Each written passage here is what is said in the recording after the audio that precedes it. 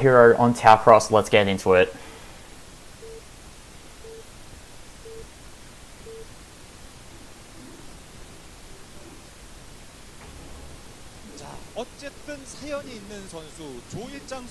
Alright, so the game has started. At the top right here on Taukross, as the red Zerg, it is by.hero. And then spawning at the south side of Taukross is the yellow Terran, Sharp. As I'll move my camera over because... Okay, I guess that works. And I'll just move this overlay over as well.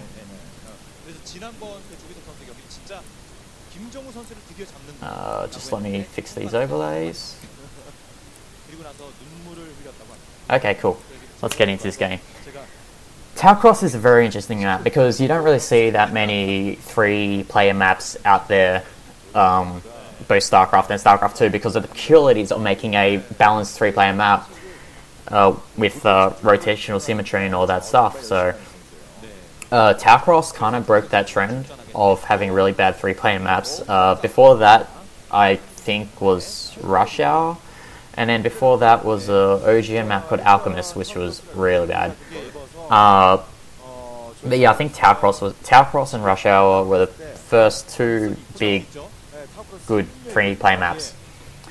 And what's really interesting about the dynamic of 3-player maps in StarCraft and StarCraft 2, in Brutal especially, is, or for matchups like mirror matchups, TVT, PvP, the most important thing about it is whoever takes that unused main pretty much wins the game. So there's a lot of big dynamic of trying to take that third main that is unoccupied, because once you take that, it's very hard for your opponent to catch up economically. That's if it gets to that point, of course. Also, a lot of weird rotational symmetry stuff happens, so a lot of the spawns force you to play the game differently. But going on to this game, you see a forward barracks here from Sharp. It looks like he wants to do some pressure. And he actually, Hero scouts here, so we're probably going to see a bunker. I actually wouldn't be surprised if we see a bunker there at the choke point. That would be really bad for Hero if he doesn't get these drones out. And as I expected, it's not a bunker but a supply depot. But it's the same idea, and now he's going to be able to bunker up this hatchery. And oh, if he gets that SCV, that's a really nice win there. But if he gets this other SCV as well, ooh, that's really close there from Sharp.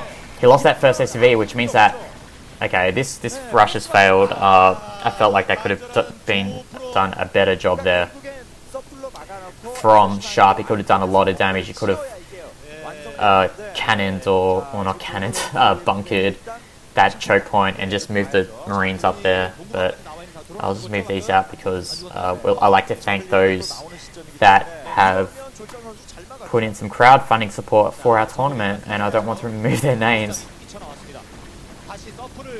As we see here, 3 Marines actually for Sharp. Looks like he's trying to do some damage there, but he only gets one Zergling rather. Maynards those drones by.hero, that is to his expansion. And we have around 5 Zerglings here for not 0, for Hero. But Sharp has to move back. That's way too many lings to be opening on an open map like Taukross. As Sharp... Ooh, I actually pressed my Windows key. Talk about Taukross while there is a lull.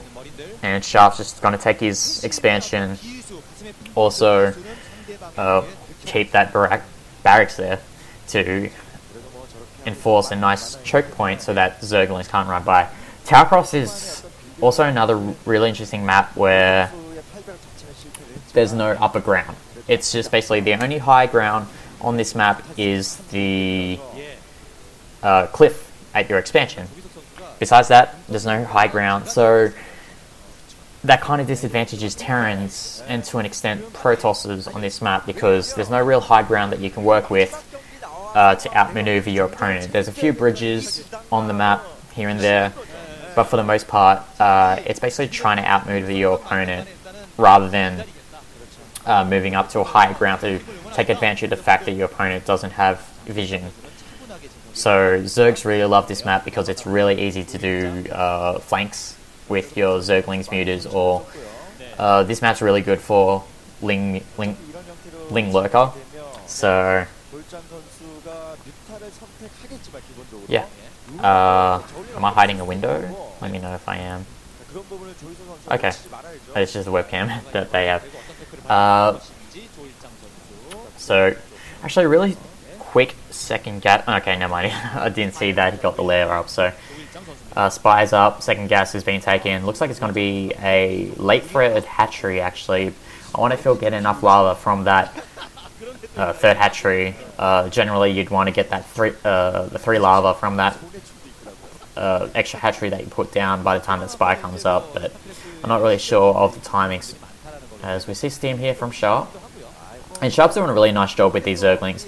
Every Zergling that he dwindles down means that Hero has less Zerglings to work with for backstabs or for defending from any attack that Sharp decides to do. And it's actually a really nice run by here from Hero. He actually sees that there's only 1 barracks, and that is huge. Generally in this matchup, a lot of Terrans like to go for 4 or 5 barracks, work off that early tech, but like this 1 rack, oh sorry, okay, it's 2 racks. I forgot about that barracks at the choke point, my mistake. But even as I say that, normally you see Terrans add a lot more barracks to help supplement this push. They add it with the +1 early weapons, but because of the funkiness of the early game, it looks like Sharp is just playing it straight up, getting those 2 racks, getting at Academy with Stim, and most importantly forcing Sunkens from Hero, because 1 Sunken means 1 drone less. And Hero is one of those players who loves to go for this Mutalist heavy style in the past from memory. I'm not sure if he's adapted his play for macro play, but we'll just see how this goes.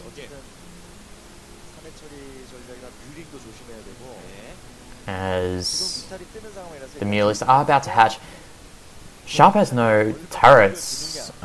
Is he confident of the timing? Okay, he has turrets at his main, but I don't think he has any turrets at his expansion. He's just trying to get a bunker here. I bet you that bunker will be for some Marines. Gonna have some of this tea. And these Mutalists gonna do a bit of damage. Just gonna delay Sharp's build quite a bit, and he doesn't even have factory yet, so let's see how much damage these Mutalists do. It takes about 1 Marine, and there's actually more Mutalists out here on the open map.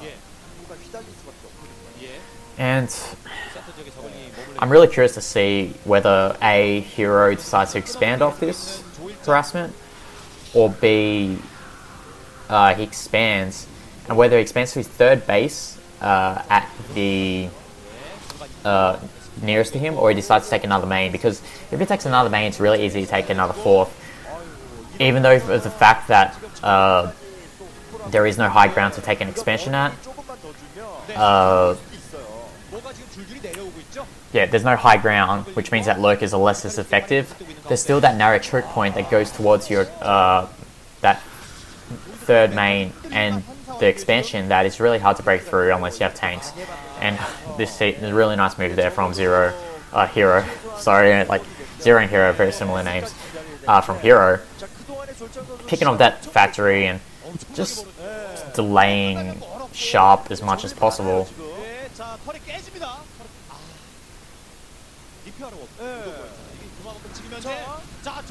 Oh, nice run by here from Hero, but those Firebats doing a lot of damage to those Zerglings. Zerglings doing a lot of damage to those Marines, and I think here is the moment where Hero can just break through. He hasn't decided to take 3rd base yet. He's microing a lot with the Zerglings and Mutalists, and once he camps on top of those barracks, that's game over. Sharp. Yeah, these Zerglings are just going to stream in. These Mutalists are just doing way too much damage. That factory's not even finished yet, and most importantly, that +1 weapon is not finished. Maybe with that +1 finishing, might have defended that, but Sharp just caught with really bad positioning there. Zergling's doing way too much damage, and GG! Congratulations to Hero taking that first game on Taukross. That is 1 game for the Zerg team, and now the next player will be a Protoss. So one of either Movie, Shuttle, or Bet.